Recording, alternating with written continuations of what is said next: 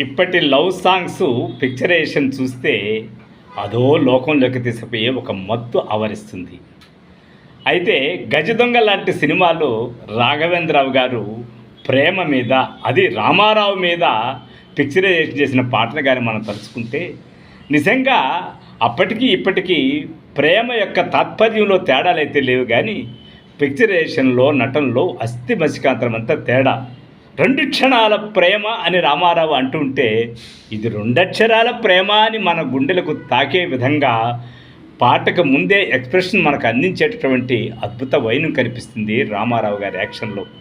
ఆయన వయసు అప్పటికి దాదాపు 55-60 మధ్యలో ఉండొచ్చునేమో. అలాంటప్పుడు ఆయన మీద ప్రేమ పాట తీయాలని, అందులో విషాదమైన పాట తీయాలని రాఘవేంద్రరావు అనుకోవడమే ఒక చిలిపి ఊహ. అది గజ దొంగ లాంటి సినిమాలు. ఇలాంటి వింతలు విడ్డూరాలు ఆ రోజుల్లో